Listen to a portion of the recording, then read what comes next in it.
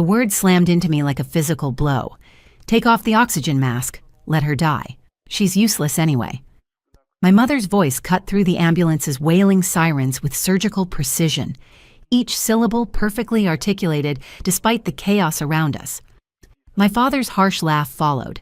His expensive cologne somehow overpowered the antiseptic smell as he leaned closer to where I lay strapped to the gurney. "You're wasting resources," he said to the paramedic, not even bothering to lower his voice. "She's been nothing but a burden since the day she was born." The monitor beside me beeped frantically as my pulse spiked. Through the oxygen mask fogging with each desperate breath, I could see the paramedic's jaw tighten. His gloved hands never paused as he worked to keep me alive. "Sir, if you interfere again, I'll have security remove you both." My parents exchanged a look I'd seen 1,000 times before, contempt mixed with disappointment, their eyes communicating that I'd failed them yet again, simply by continuing to breathe. My name is Paige. I'm 34 and a single mother of 2. This is the story of how I turned my parents' attempt to suffocate me into the breath that finally shattered their perfect glass house. The ambulance hit a pothole, jostling the IV line in my arm. Each breath felt like swallowing fire. Pneumonia had ravaged my lungs for days before my body finally collapsed during my shift at the bookstore. My coworker had called 911. My parents had been contacted as my emergency contacts, a decision I was now watching backfire in real time. The hospital had called their number, still listed in my phone under "in case of emergency," from years ago when I had no one else to rely on. "She doesn't need that," my mother repeated, pearl earrings catching the flashing emergency lights as she gestured to the oxygen mask, always seeking attention. I tried to lift my hand to stop her, but my limbs felt weighted with concrete. The faces of my children flashed through my mind, Liam, 7, and Naomi, 5. If I died here, they would be left with these monsters who stood over me now, discussing my death like it was a convenience. The paramedic positioned himself between my parents and me. "Focus on me," he said, his voice cutting through their cruelty. "We're almost there." His name tag read David, but my parents' voices still reached me. "If she passes away here, maybe we'll all finally be free," my father said, adjusting his perfectly knotted tie as if attending a board meeting rather than his daughter's potential passing. Something sparked inside me then, a flickering ember buried beneath decades of their cruelty. Not this time, not like this. I forced air into my lungs, each breath a rebellion against their wishes.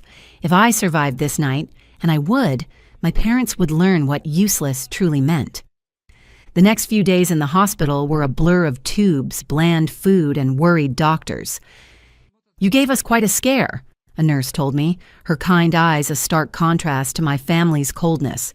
"You're stable now." Stable. The word felt foreign. I'd never been stable under my parents' roof, never stable in love, in safety, in belonging. "Where are they?" I asked, my throat raw from the intubation. Her jaw tightened. "Your parents." They caused such a scene that security removed them. They didn't wait to see you admitted. They left. The nurse's words held no pity for them, only disgust. She patted my shoulder. "They don't deserve you."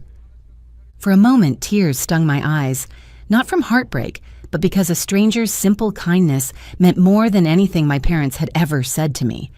My children visited the next day, their small faces pale with worry. My neighbor Maria had brought them, the same woman who watched them during my bookstore shifts. "We've been saying prayers for you," she whispered, squeezing my hand before giving me privacy with my kids.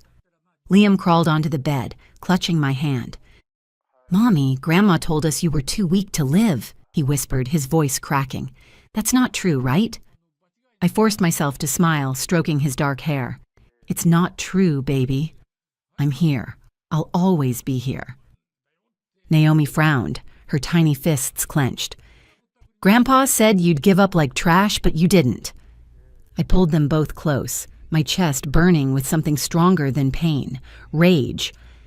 How dare they poison my children's minds? How dare they stand in the same room as my kids and try to turn them against me? The doctors wanted me to rest, but rest wasn't an option. Every time I closed my eyes, I heard my mother's shrill laugh, my father's cruel voice echoing through the ambulance. They didn't just want me gone, they wanted my children to believe I was worthless. When I was discharged a week later, I didn't go home to collapse in bed. I went home to our small apartment on Maple Street to plan, my mind focused on one thing: justice. I started with conversations. News traveled fast in our small Connecticut town of Westbrook. Neighbors had heard about the ambulance scene. People had seen my parents storming out of the ER, shouting about me being a burden. Even strangers were disgusted. A cashier at the grocery store whispered, "You're the woman they tried to harm in the ambulance, aren't you?" Everyone's talking about it. At first I wanted to shrink away, but then I realized their own arrogance had done my work for me. They couldn't shut their mouths, couldn't hide their disdain, and now everyone knew. Still, gossip wasn't enough. My parents had always relied on reputation, on making themselves the polished couple everyone admired. Mom, the philanthropist with her charity galas. Dad, the business titan who donated to every political campaign. If I wanted real revenge, I had to take what they valued most and drag it into the light. The opportunity arrived sooner than expected. My parents were hosting their annual fundraiser gala. The crown jewel of the social season, invitations had gone out to every business owner, politician, and socialite within 50 miles. My mother had even bragged to my sister Quinn about the designer gown she'd purchased, a shimmering testament to her hard-earned success. I learned about all these details from Quinn herself, who had called to check on me after hearing what happened. Unlike our parents, she still had a conscience, though she remained too afraid to stand against them openly. They thought the night would be theirs. I decided it would be mine. For weeks, I gathered evidence, medical records from my insurance provider, the ambulance report obtained through proper channels with the help of a paralegal friend, statements from the paramedics. I tracked down David through the ambulance company, explaining who I was. He remembered me instantly. David, who had protected me that night, looked me in the eye and said, "If you want me to testify, I'll do it." In 15 years, I've never seen anything like it. Parents begging us to let their daughter suffocate. His words on paper, signed and notarized, became my weapon. I went further, speaking to everyone they had hurt. Extended family they'd cut off, neighbors they'd manipulated, employees they'd mistreated. I gathered a quiet army of witnesses, all holding fragments of truth. Alone, they were whispers. Together, they were a thunderclap. The night of the gala arrived in late June, perfect early summer weather gracing the Westbrook Country Club where my parents held court. I didn't sneak in through the back. I walked in through the grand entrance, Liam and Naomi at my sides, our heads held high. Gasps followed us, eyes widened, conversations halted mid-sentence. We walked through the grand foyer and into the glittering ballroom, where the event was in full swing. The ballroom sparkled under crystal chandeliers, their light bouncing off marble floors and designer gowns. Laughter mixed with clinking glasses, the air thick with expensive perfume and practiced charm. My parents stood at the center of it all. Mom radiant in her silver gown, Dad commanding in his tuxedo, Quinn at their side like a treasured possession. My younger sister had always been the compliant one, the perfect daughter who never questioned their cruelty. The moment they saw me, their smiles fractured. "What is she doing here?" Quinn hissed, not bothering to lower her voice. I didn't flinch. I walked through the crowd, my children's small hands clutched in mine. The whispers began instantly. "That's their daughter, isn't it?" The one from the ambulance. "She almost passed away and they tried to stop treatment." My father attempted to recover, forcing a booming laugh. "Ah, our daughter! We're so glad she could join us. Everyone. Family first, right?" My mother chimed in, her voice syrupy with false sweetness. "She exaggerates sometimes, but we love her dearly." The crowd's murmurs sharpened. I could feel the tension building like dry tinder waiting for a spark, so I lit the match. "Love?" I stepped forward, my voice clear and steady. "You call begging paramedics to remove my oxygen mask love? You call screaming, 'Let her pass away, she's useless anyway,' in an ambulance love?" Gasps rippled through the room. Conversations froze. My parents went pale. "She's lying," my father barked. "Don't listen to her." I pulled out the folder I'd prepared, the papers inside organized chronologically. Not lying, documented. I handed the first sheet to the nearest guest, a statement from David, the paramedic who saved my life. He heard every word. So did half the ER staff when you stormed in shouting that I was a waste of resources. The crowd shifted, shock transforming into disgust. People physically backed away from my parents, their carefully constructed facade crumbling under the weight of truth. My mother stammered, clutching her pearls. "We were upset. We didn't mean—" Naomi's small voice cut through the room like a blade. "Grandma said Mommy was weak and should just go away forever. Grandpa called her trash." The silence that followed was absolute. Every pair of eyes fixed on my parents, not with admiration, but with revulsion. Quinn looked like she wanted to disappear, her perfect family image disintegrating in real time. I took a deep breath and delivered the final blow. You built this entire life on reputation, on people believing you were good, generous, admirable. But this is who you really are. People who would rather bury their daughter than face the truth. I stepped closer, meeting their eyes directly. "You wanted me gone? Congratulations. Tonight you're the ones who disappear." The room erupted, not with applause, but with condemnation. Guests whispered, some openly jeering, others shaking their heads in disgust. A businessman set down his glass with a decisive thud. "I can't work with people like you," a woman in diamonds hissed. "Monsters." My parents stood frozen in the center of the storm, their faces drained of color, their empire of pride collapsing with every whispered word. I didn't stay to watch them drown. I took Liam and Naomi's hands and walked out into the night. The cool breeze touched my face, fresher than the recycled lies of that ballroom. They had tried to suffocate me in an ambulance. Tonight, I made sure they suffocated in the one thing they couldn't escape: truth. And this time, I breathed freely. 3 months later, I received the final paperwork confirming my parents had been permanently removed as potential guardians for my children. Their attempts to gain custody after the gala humiliation had failed spectacularly, with the judge citing their documented behavior in the ambulance. My sister Quinn had finally broken free as well, cutting financial ties with them and starting to rebuild our relationship. As for my parents, they sold their mansion and moved to Florida, their social standing in Westbrook permanently destroyed. Some victories aren't about revenge, but about making sure toxic people can never hurt you again. Before you go, here's a quick bonus for sticking around. If you love learning and growing like I do, you need to try audiobooks.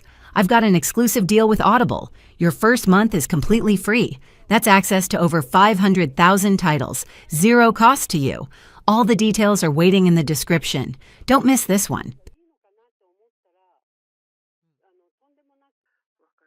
The notification sound interrupted my focus as I tapped open the family group chat. My finger froze mid-scroll, a strange heat spreading from my chest to my fingertips. There they were, my sister Natalie, her daughter Olivia, my parents, cousins I hadn't seen in years, all wearing matching pink t-shirts with number sign Family First printed across the chest. Pink balloons filled the background of the recovery party, a party celebrating Olivia's successful surgery, a surgery I had paid $16,000 for, a party I hadn't been invited to. Welcome to Revenge with Lyra. She needs positive energy only. Okay, please don't come. That's what Natalie's text had said when I'd asked about visiting Olivia. Not thank you, not sorry, just that, after I'd emptied my savings account to save her daughter's life. My name is Paige. I'm 32, and this is the story of how I learned that sometimes the loudest statement is the sound of your absence. I've always been the fixer in my family, the calm one, the one they call when everything falls apart, the one who answers the phone at 2 a.m. when Natalie's voice cracks through sobs about how Olivia needs emergency surgery and insurance won't cover it. The one who drives straight to the bank, withdraws her entire emergency fund, and hands it over without hesitation, because family comes first. Always. That night, as I stared at those photos, the cake with "Our Miracle Girl" written in frosting, the banner thanking God for bringing them through this difficult time, my throat closed up. I had spent the previous week crying outside the ICU while Natalie was too emotionally fragile to be there. I had lied to my landlord about why my rent would be late. I had eaten ramen for every meal to stretch what little money I had left. And now I was negative energy. I didn't argue, didn't send a passive-aggressive text, didn't call my mother to complain. Instead, I booked a one-way ticket to a small coastal town using my emergency credit card that I'd been saving for absolute necessities, put my phone on airplane mode, and walked barefoot down an empty beach the next morning. For the first time in years, maybe decades, I breathed deeply and thought, let them notice the silence. They did notice 5 days later when the hospital called them about a suspended account. By then, I had turned my phone back on but kept it on silent, watching the notifications flood in without responding. It started with a voicemail from Natalie. "Hi, Paige, it's me. Just wondering if we can talk about the hospital thing." Not an apology, not a thank you, just the hospital thing. As if my financial sacrifice was an inconvenience to discuss. I didn't respond. Then came the group text from my mother. "Sweetheart, can you give your sister a call? She's overwhelmed." Overwhelmed? Was she exhausted from choosing balloon colors while I negotiated a $16,000 payment plan?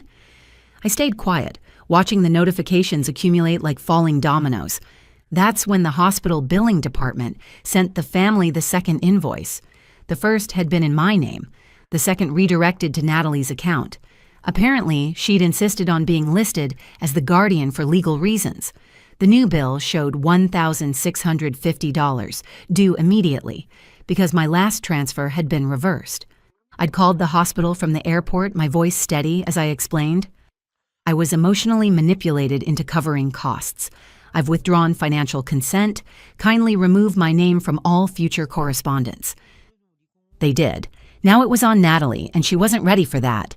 14 missed calls in 2 hours, 3 different family members with soft voices and vague shame.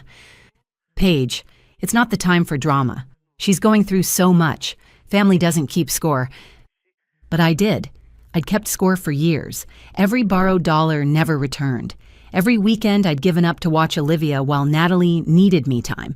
Every time I covered rent while they posted vacation photos. Now, my silence was louder than my presence had ever been. I hadn't disappeared out of anger. I disappeared to see who would notice the weight I'd been holding, and that weight was crashing down on them fast. By day 5, it wasn't just Natalie calling. It was her fiancé Brandon, then her best friend, then a message request from someone I didn't know. "Hi, Paige. I'm Rachel. I handle venue bookings for children's parties in Sunnydale. There's a little issue with a final payment." I stared at the message, my stomach tightening. A children's recovery party with a $2,300 catering tab, balloons, and a magician, all charged to the same credit card I'd canceled mid-flight. They'd booked it before even asking me. Just assumed I'd handle it. Now vendors were demanding payment. The venue threatened small claims court, and everyone realized the Bank of Paige was closed. Then came the worst blow. A blog post from the hospital's charity partner showing a photo of Olivia in recovery, smiling bravely, with the caption, "Thanks to the incredible generosity of her aunt, this brave girl got a second chance at life." The post went viral in our community. Suddenly I was the center of attention, not for drama, but for quiet kindness. Local news reached out. My high school teacher sent flowers. My landlord wrote a thank you note with $100 off my rent. And Natalie?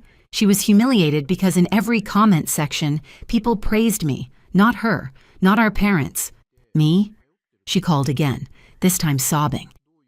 "You made me look like a bad mother." I replied, my voice calm and cold. "You did that all on your own." That's when she whispered words I'd never heard from her in 3 decades of sisterhood. "Please help me."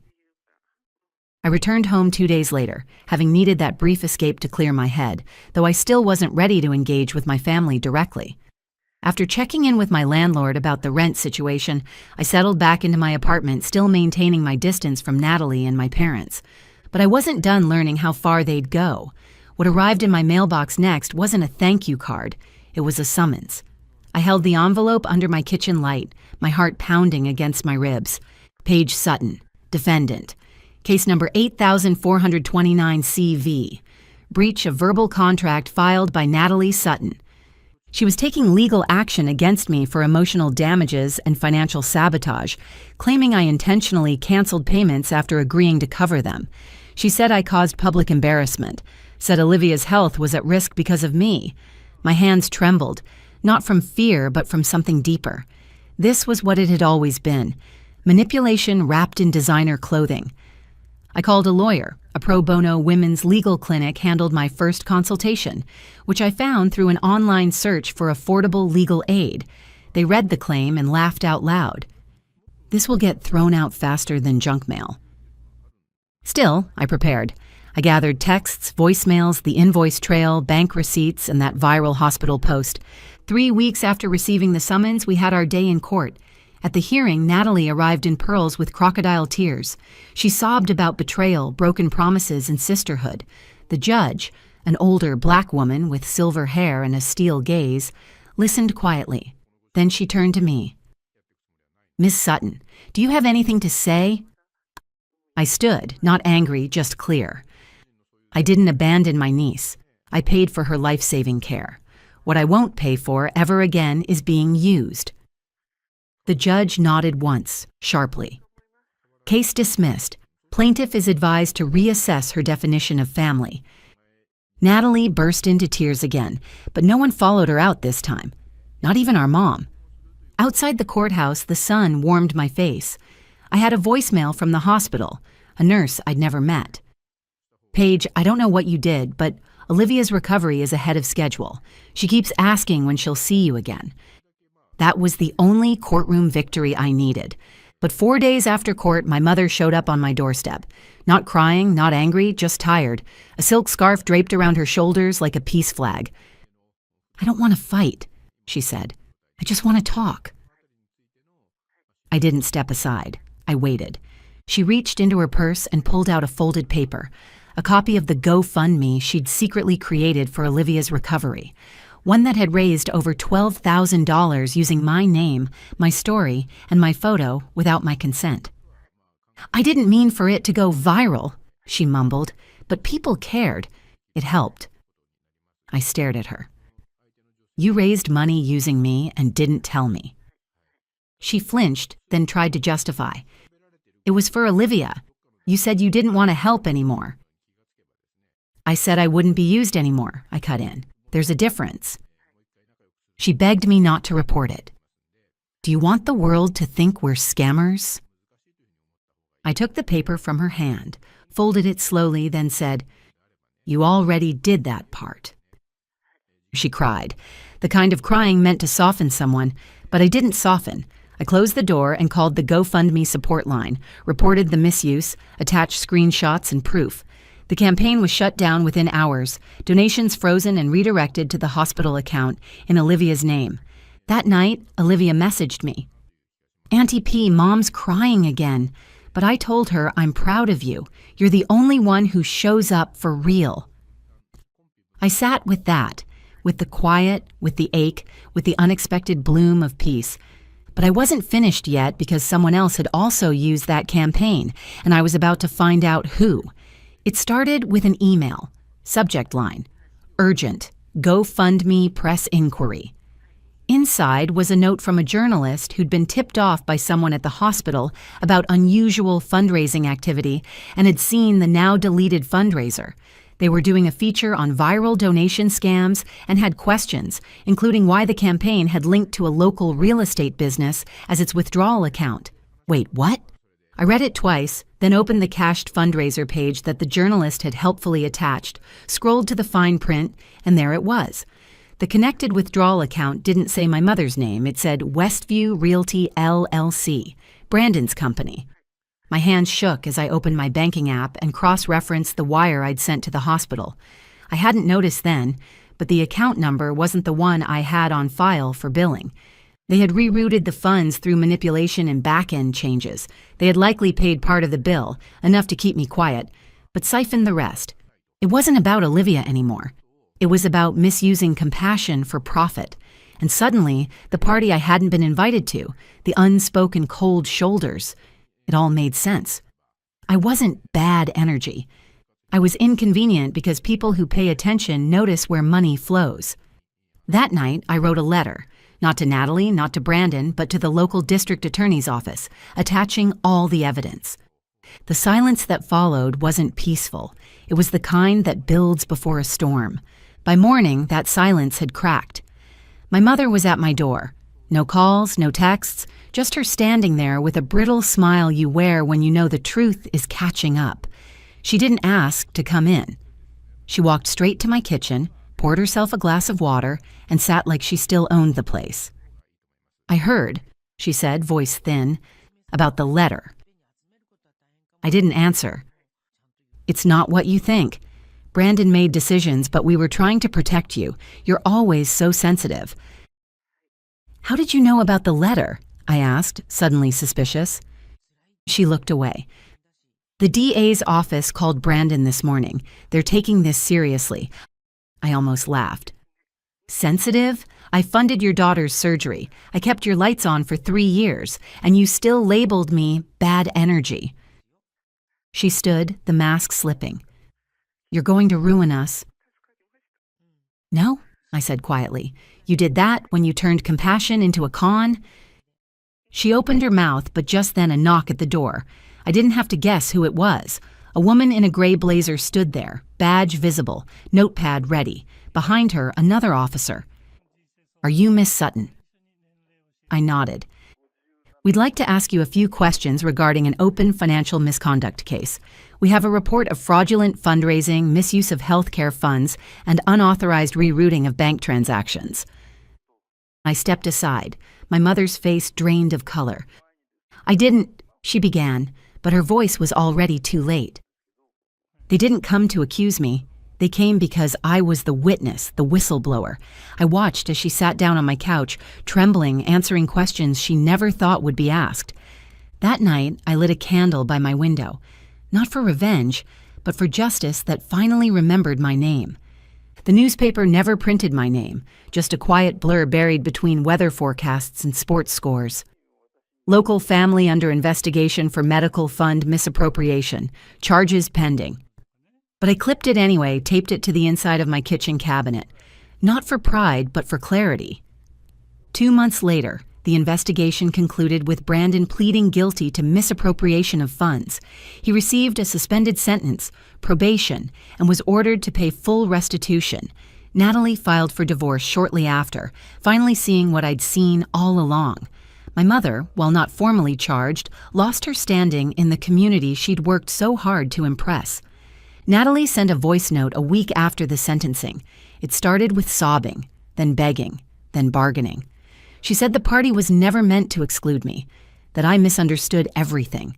That family is messy, but love is real.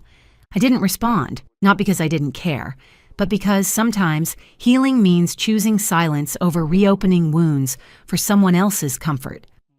The hospital called again, this time to tell me the debt was cleared. A donor, anonymous, had paid the remaining $4,000. I later learned through Olivia that it was her father, Kyle, who had remained distant from the family drama but stepped in quietly to help his daughter. No message, no credit, just grace. And so I did what felt right. I took the money I'd saved for next month's rent and booked a tiny cabin by the lake. Just me, a journal, and an old paperback I hadn't touched in years. On the first morning there, I brewed my own coffee, walked outside barefoot, let the light fall across my face like forgiveness. No texts, no guilt, no labels like the outsider. Just me, the woman who used to beg for a seat at the table, now building her own table beneath a sky too wide to be owned. 6 months after the court case, Olivia came to live with me part-time, while Natalie figured out her life post-divorce. Our relationship has grown stronger than ever, built on honesty instead of obligation. Kyle and I now coordinate Olivia's care together, having formed a respectful co-parenting relationship that puts her needs first. As the wind kissed the pine trees and silence wrapped around me like a soft coat, I whispered, "You'll never steal my peace again." They say healing is loud, but mine, it arrived in the form of stillness.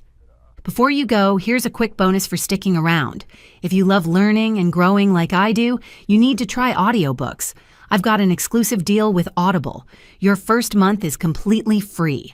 That's access to over 500,000 titles, zero cost to you. All the details are waiting in the description. Don't miss this one.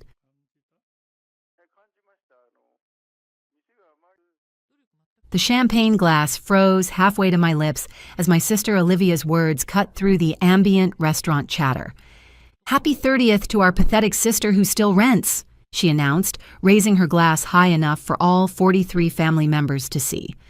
The private dining room at Westbrook House erupted in cruel laughter. My heartbeat thundered in my ears as time seemed to stretch. The expensive salmon on my plate blurred before my eyes, while my skin prickled with heat that spread from my chest to my face.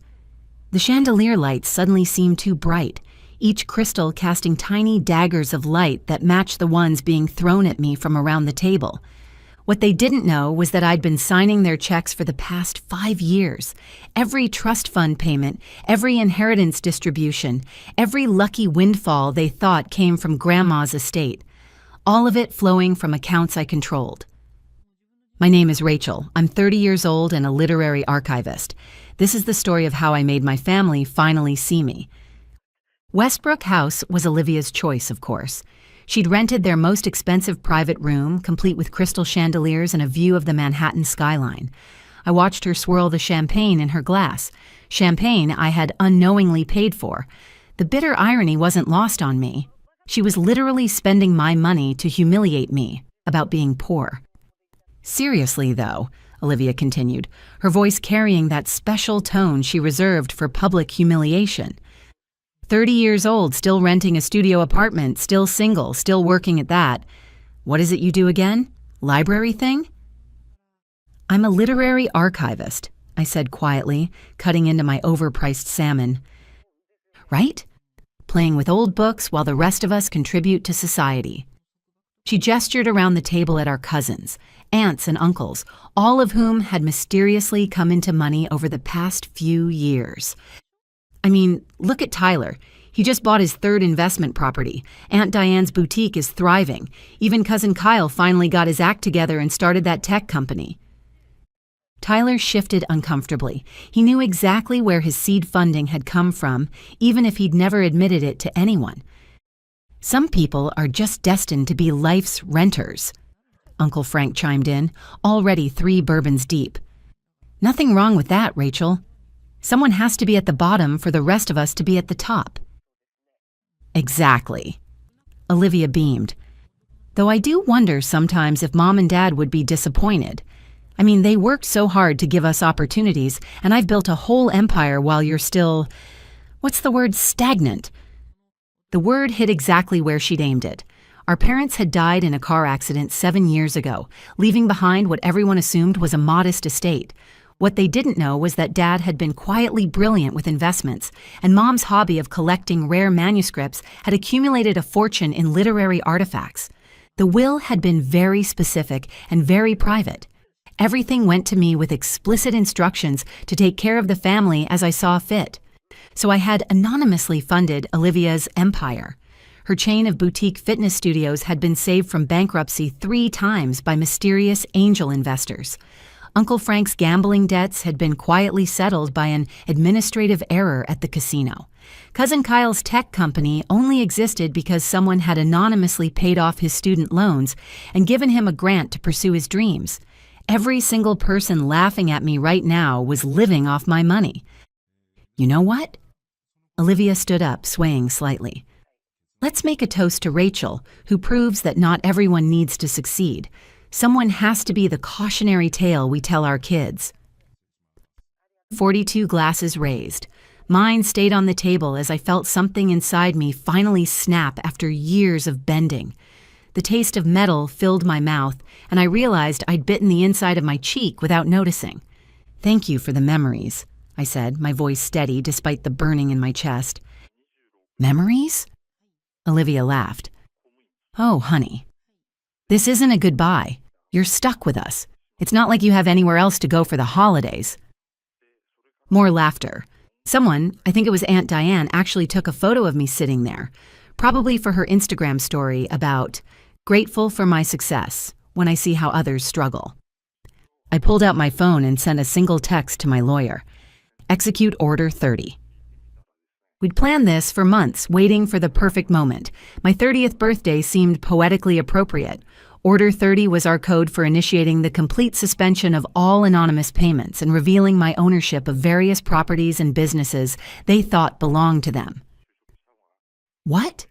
Checking to see if your landlord texted about rent? Olivia couldn't resist one more jab. You know, I have a friend who's looking for a roommate. Might help with your budget situation. That's very kind, I said, standing up, but I'll be fine. Where are you going? We haven't even done cake yet. I'm tired, I said truthfully. Thank you all for coming. It's been illuminating.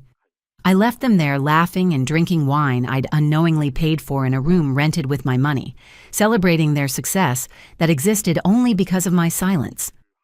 The next morning came fast. After leaving the restaurant, I returned to my penthouse, exhausted but resolute about what would happen next. I was sitting in my pathetic studio apartment, which was actually the penthouse of a building I owned, designed to look like a studio from the outside, when my phone started buzzing. Olivia's call came at 8:47 a.m. I let it go to voicemail. She called again at 8:48, 8:52, 8:56. Finally, I picked up, heart racing with anticipation. What did you do? She screamed, her voice cracking with panic. Good morning to you too, I said, sipping my coffee while looking out at Central Park. What seems to be the problem? Don't play dumb. The lawyer. The trust fund. It's gone. What trust fund? I kept my voice innocently puzzled. The one from Grandma. The one that pays out $50,000 every month. It just stopped. That's strange, I said. Grandma's estate was settled years ago. She only left a few thousand, remember? You made quite a point of complaining about it at her funeral. But I've been getting payments for years. They said it was from her estate. Must be some mistake, I said. Maybe you should call the law firm. I did. They said to talk to the benefactor. They said the anonymous benefactor has chosen to redirect the funds. Anonymous benefactor? I feigned surprise. Olivia, are you telling me you've been receiving $50,000 a month from someone you don't even know? Silence. I could practically hear her brain working, trying to process the implications. It has to be from family money, she said weakly. Our parents left everything to charity. Remember? You were very vocal about how selfish that was. That's what they told us. But what? You assumed there was secret money and that someone was just giving it to you for nothing. I earned it. My business -- quote, your business that's never turned a profit, the one that somehow stays afloat despite hemorrhaging money? How exactly does that work, Olivia? More silence. Then the moment I'd been waiting for. It was you. Her voice was barely a whisper. I have no idea what you're talking about, I said. I'm just a pathetic renter who plays with old books, remember? How could I possibly have that kind of money? But if it was you, why? Why would you give us money and never say anything? Hypothetically speaking, I said, maybe someone wanted to see if their family would love them for who they were, not what they could provide. Maybe someone wanted to know if they'd be valued as a person, not a bank account. But we didn't know. Exactly. You didn't know. And when you thought I had nothing, you treated me like nothing. You threw a party to celebrate my failure. You took photos to document my humiliation. You made toasts to my pathetic life. Rachel, please. The really funny thing, I continued, my voice growing steadier with each word, I kept hoping. 5 years of anonymous gifts, and I kept hoping that maybe, just maybe, someone would be kind to me just because I was family, that someone would include me or defend me or just see me as more than a punchline. We can fix this, she said desperately. We can be better. Your business loan is due next month, right? The one for $3 million. The one you've been making minimum payments on because you assumed the trust fund would always be there. She gasped. How do you know about that? I know about everyone's debts, Olivia. Uncle Frank's mortgage on that house he can't afford. Kyle's investor agreements that he's been floating on trust fund payments. Aunt Diane's boutique that's never made a dime but somehow stays open. You've been watching us. I've been taking care of you. All of you. For 5 years. I've been the safety net you didn't know existed. And what did I get in return? Mockery, humiliation, cruelty. We'll pay you back. With what? None of you have any actual money. You've been living off my generosity while telling me I'm a failure. My phone beeped with incoming calls. Uncle Frank, Kyle, Aunt Diane. Word was spreading fast. The building you're living in, I added. The one with the mysteriously low rent. I own it. The car you drive? I hold the lease. They'll stop. Olivia sobbed. Please, just stop. Why? Am I embarrassing you? Making you feel small? Welcome to every family gathering for the last 5 years. What do you want? The desperation in her voice was palpable. Nothing, I said. That's the beautiful irony. I don't want anything from any of you. I never did. I just wanted a family that loved me for me, not for what I could give them. We do love you. No, you love the idea of being superior to me. You love having someone to look down on. You love feeling successful in comparison to my perceived failure. That's not true. Then why did you never once in 5 years invite me to something that wasn't an opportunity to humiliate me? Why did every conversation have to include a reminder of my failures? Why did you take literal photos of my pain? She was crying now. I'm sorry. I'm so sorry. I believe you, I said. But you're sorry because the money's gone, not because you hurt me. That's not... Tell me one thing you know about me, I interrupted. One thing that isn't related to money or status. What's my favorite book? What do I do on weekends? What makes me happy? Silence. That's what I thought. Please, she whispered. We'll lose everything. You'll lose everything you never earned, I corrected. There's a difference. But we're family. Are we? Because family knows each other. Family supports each other. Family doesn't spend 5 years turning someone into a punchline. My doorbell rang. I wasn't surprised. Olivia had probably rushed over the moment she realized I wasn't going to cave on the phone. I'm not surprised you found my address, I said before hanging up. It's listed in our parents' will documents, which I'm sure you're frantically searching through right now. I opened the door to find not just her, but Uncle Frank, Kyle, and 3 other cousins. They'd clearly coordinated. Rachel, Uncle Frank started, his usual bourbon-confident voice now shaky. We need to talk. Come in, I said, stepping aside. Welcome to my pathetic studio. They filed in and stopped dead. My studio opened into a sprawling penthouse with floor-to-ceiling windows overlooking Central Park. Priceless manuscripts lined climate-controlled display cases. Original artwork dotted the walls. The pathetic life they'd mocked was nowhere to be seen. How... Kyle breathed, his eyes wide as they took in the marble countertops and designer furniture. Dad was smarter than any of you gave him credit for, I said. And Mom's manuscript collection? Turns out first edition Virginia Woolfs and signed Hemingways are worth quite a bit. But you never said. Olivia's voice was small, her makeup streaked from crying. I tried. Remember Christmas 3 years ago? I mentioned I'd made some good investments. Olivia interrupted to joke about investing in lottery tickets. They had the grace to look ashamed. Or, Thanksgiving 2 years ago, I continued, I offered to help with Uncle Frank's mortgage. He laughed and said he didn't need charity from someone who couldn't afford a car. I didn't know, Frank started, because you never asked. None of you ever asked. You just assumed and judged and mocked. So what now? Olivia asked, sinking onto my Italian leather couch. You just cut us off? Let us lose everything? I'm not letting you do anything, I said. I'm simply stepping back. You're all adults. Figure it out. But we're family. It seemed to be their only argument. Then act like it, I said. Learn my middle name. Ask about my work, my real work, not the version you created to feel superior. Remember my birthday without Facebook reminding you. Treat me like a person, not a punchline. If we do that, will you... Kyle began. No, I cut him off. This isn't a transaction. You don't get to be nice to me now in exchange for money. That ship has sailed. So we're just supposed to lose everything? You were supposed to learn what I've known for 30 years. How to make it on your own. How to budget and struggle and work for things instead of having them handed to you by someone you don't even respect.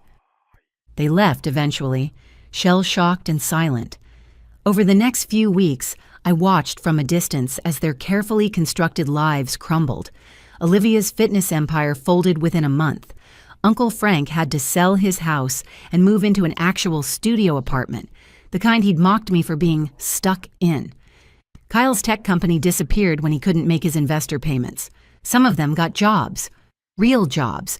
The kind where you work for your money instead of simply collecting it. Others moved in with friends or downsized their lives dramatically. And slowly, something interesting happened. About 6 months later, I got a text from Kyle. Hey, I know you don't owe me anything, but I just wanted to tell you I finally read that manuscript you archived last year, the one about resilience. I understand why you love your work now. A month after that, Aunt Diane sent a card, not asking for money, just sharing that she'd gotten a job at a local library and thought of me every day. One by one, they began reaching out, not for handouts, but for connection. Real connection, the kind that doesn't come with a price tag or an expectation. Olivia was the last to contact me, almost a year after the birthday dinner. She asked to meet for coffee. Her treat, she insisted, even though I knew she was working 2 jobs to pay off her debts. I've been thinking, she said, stirring her coffee nervously, about what you asked. What makes you happy? I waited. I think you're happy when you're surrounded by stories, not just books, but the stories they tell, the lives they've lived. I remember now. You used to tell me about the inscriptions you'd find, the love notes in margins, the history in the pages. It was the first time in years she'd actually seen me. I'm not asking for money, she added quickly. I'm not asking for anything. I wanted you to know that I remember, and I'm sorry. Not sorry for losing the money. Sorry for losing you. We're not close now. Too much damage was done for that. But we're working on it slowly, one genuine conversation at a time. The family that laughed at me for being pathetic is learning what I always knew. That worth isn't measured in dollars. That success isn't about what you have, but who you are. As for the rest of my family, each relationship evolved differently. Uncle Frank eventually found work as a financial advisor, ironically teaching others about responsible money management. We exchange holiday cards now, but nothing more. My cousins split into 2 camps, those who genuinely wanted to rebuild relationships and those who disappeared from my life entirely, unable to face the shame of their behavior. Tyler moved across the country to start fresh, occasionally sending emails about his new, more modest life. And me? I still live in my penthouse, still work with my manuscripts, still drive a sensible car. The only difference is that now, when someone asks what I do, I tell them the truth. I preserve stories, both the ones written in books and the ones written in lives, including my own. The birthday toast Olivia gave me, to our pathetic sister who still rents, turned out to be prophetic, just not in the way she meant. I do still rent in a way. I rent space in people's lives. And now, finally, they're earning that space with something more valuable than money. They're earning it with respect, and that's worth more than all the trust funds in the world. Before you go, here's a quick bonus for sticking around. If you love learning and growing like I do, you need to try audiobooks. I've got an exclusive deal with Audible. Your first month is completely free. That's access to over 500,000 titles, 0 cost to you. All the details are waiting in the description. Don't miss this one.